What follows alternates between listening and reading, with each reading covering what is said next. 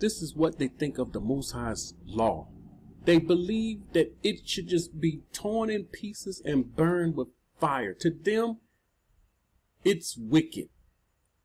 This is something you do to a wicked book. This is something that will happen to our Bibles because they added to and taken away and put things in that shouldn't be in there. But this is the Most High's Kadash word, torn into pieces and burned with fire, where the book of the covenant was found in possession of anyone. So if they find a book of the law in the possession of anyone, or if anyone adhere to the law, or you have it in you, so you're doing it, you adhere to it, the king, the decree of the king, condemn him to death. See, this is death. This was death penalty. Look. They would refer to them as religious extremists. And so they condemn him to death. We don't understand the deepness of this. They kept using violence against Yasharal, against those found month after month in the cities. They continued this. And on the 25th day of the month, they offered offerings on their altar. Let me read it like that, which is upon the altar of burnt offerings. They started offering the swine and unclean animals. According to the decree, they put to death. Here they go, putting to death innocent people, putting to death people keeping the Most High's word. And when you hear us proclaim, when you hear the righteous proclaim, the scripture said, if a man break the Shabbat, he must be put to death. If a man commit adultery, him and her must be put to death. When you hear us saying that, you got something to say, a problem. But when we see people doing this, we see this today. You see this big time in Babylon. We don't have anything to say. So they put forth to death the women who had their children circumcised. That's death penalty. Just because they had them circumcised. And their families.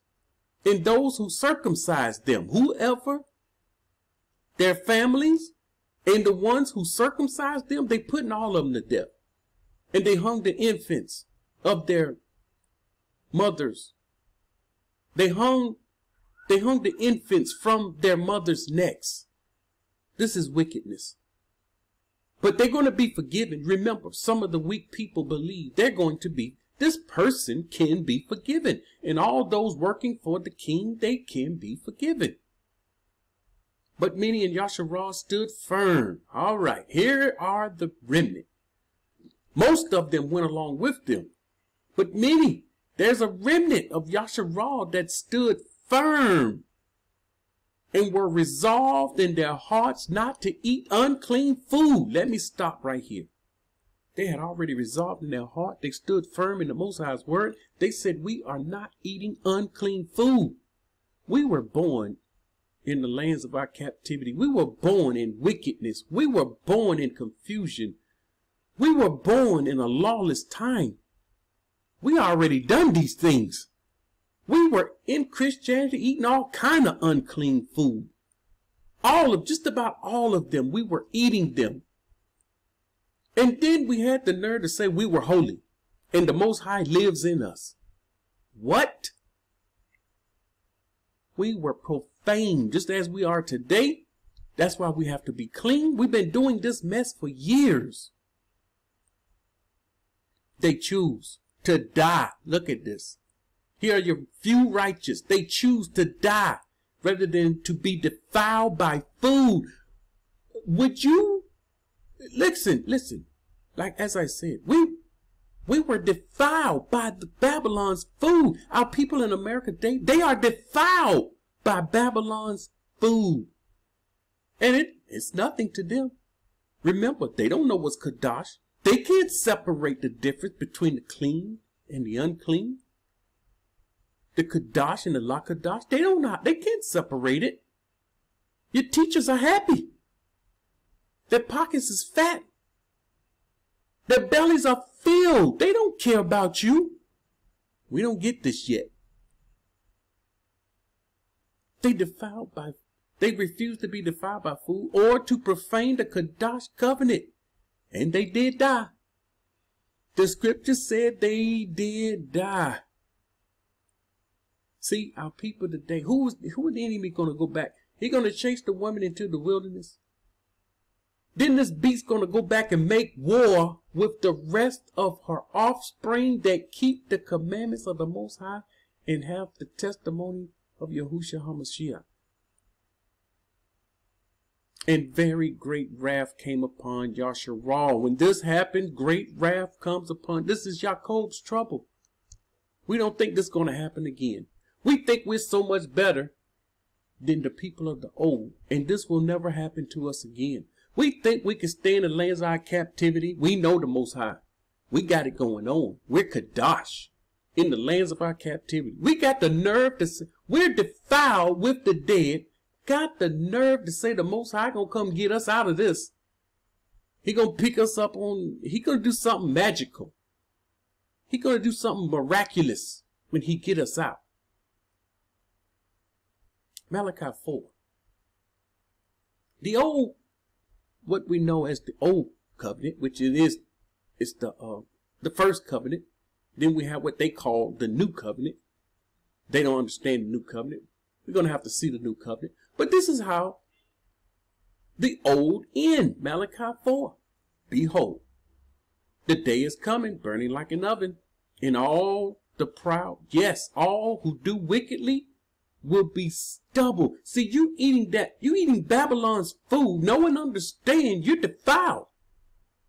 You are defiled. You said, well, you over there eating the food of another government that's under Babylon. Yes, we are. And I said it before, I'll say it again. We are still defiled. Our defilement is not as bad as your defilement. And when everything goes down and we head to the wilderness, something will happen that will separate you from the ones within the border going to the wilderness. And this is what we're missing. This is the key point in what we're missing. And the day which is coming shall burn them up. It's going to burn you up. Fire. Says Yahuwah of hosts.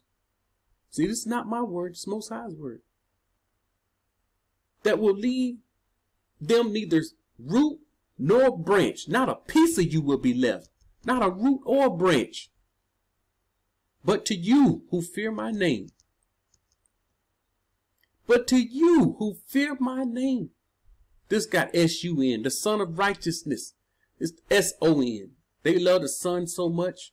This is the S-O-N. The Son of Righteousness shall arise. See, we see the scripture talking about the Son of the Most High, all in the Old. And people said that he has no son. Yasharal was his son. Yes, Yahushua was Yasharal. If Yahushua wasn't Yasharal, you don't have the right to call yourself Yasharal. Simple truth that goes right over our people's head.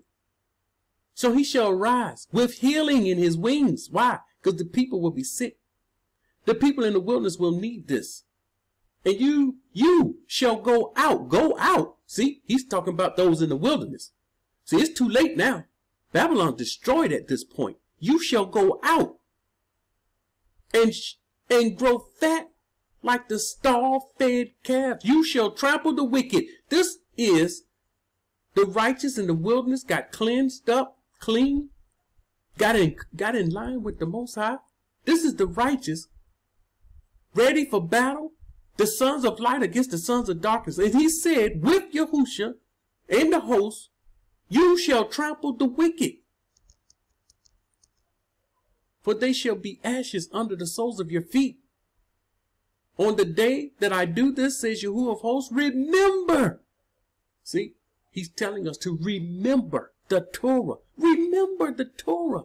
Remember the law of Moshe, my servant, which I command him in Horeb for all of Yasharal. This, if you call yourself Yasharal, this law is for you.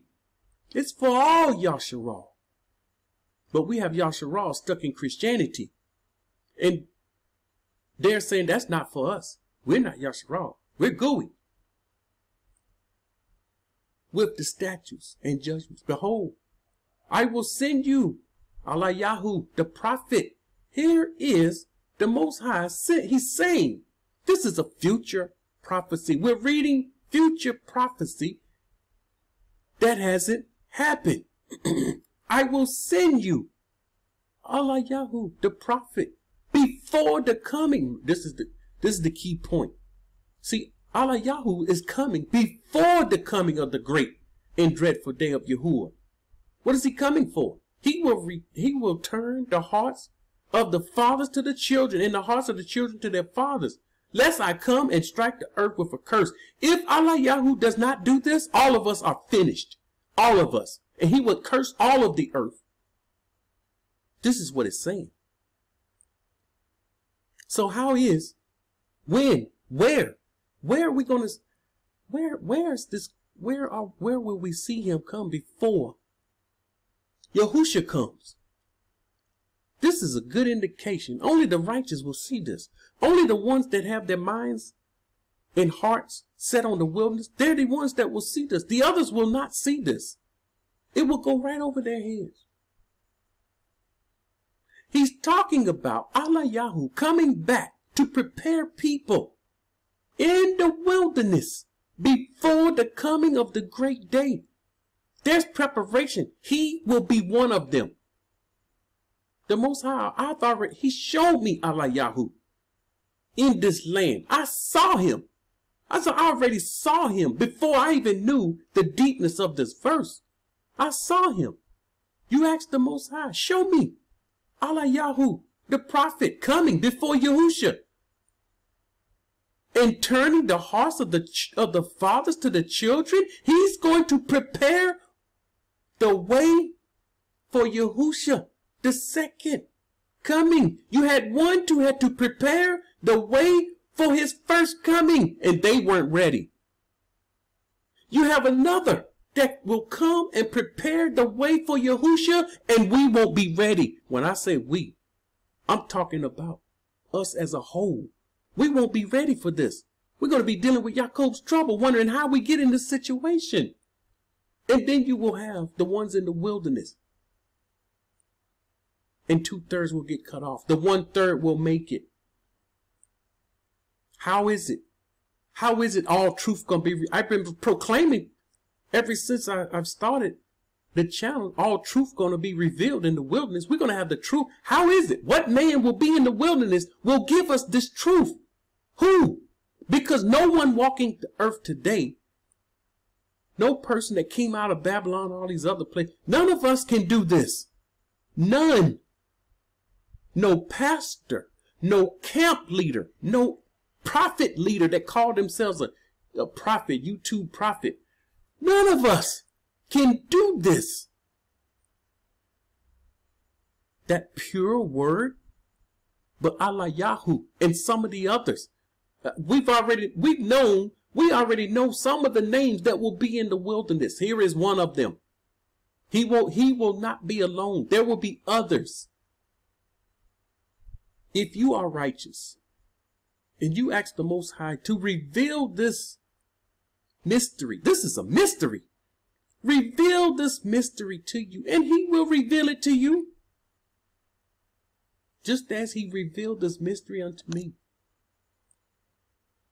Here is the new covenant. We have all these people talking about the old covenant this, the old covenant that. We don't live according to the old covenant. We live according to the new covenant. All right, let's go to the new covenant. But in order to read the new covenant, we have to read it in the old. Remember, the ancient way is the correct way. We have to think ancient. We're going back to the ancient. We live in modern times with modern technology, and the Most High say you better start thinking ancient. Because the modern times we live in, the modern technology we're enjoying the advantages of, this will be taken away. No one will be enjoying these things when Jacob's trouble kick in. The one that's in the wilderness that's learning, we won't be having these technologies we have now. We will be cut off from the rest of the world entirely. And we have to know this.